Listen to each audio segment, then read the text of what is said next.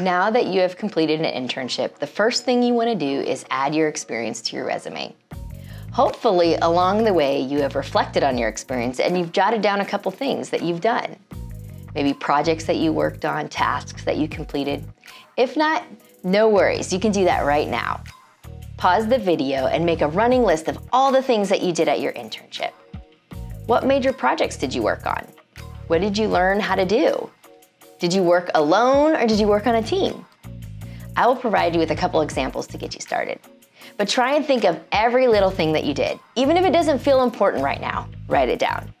This will help you in identifying what you want to include on your resume.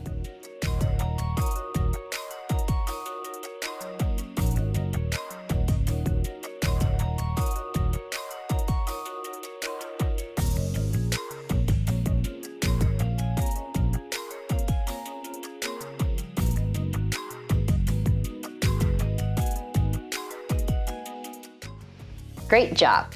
Now that you have a list, let's come up with a couple bullet points that you can include on your resume. A helpful method that you can try is the STAR method. S is for situation, which includes the setting. Where did you work? Who did you work with? T is for task. What is it that you were working on? A is for action. What action did you specifically take?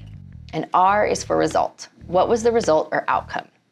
For example, let's take our first item from our original list, designed program flyers, and use the STAR method.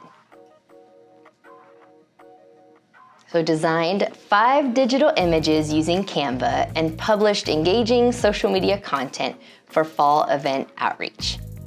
You also want to start your bullet point with a strong action verb.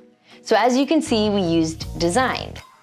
Now go back to your list and create a bullet point out of one or a couple of the items you have listed.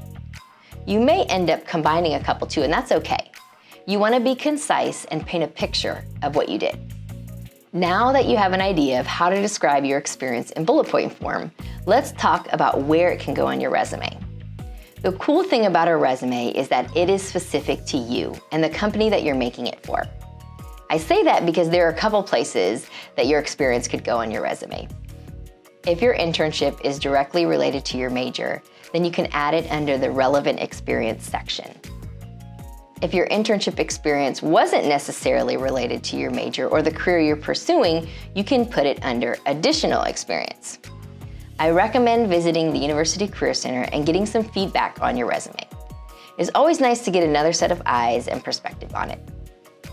The sooner that you add your internship experience to your resume, the better. The longer that you wait, the harder it is to remember what you did and all the great things that you accomplished during your experience. So take some time to reflect on what you did, utilize the STAR method to convert it into bullet points, and then add it to your resume. Remember, the Career Center is here to help.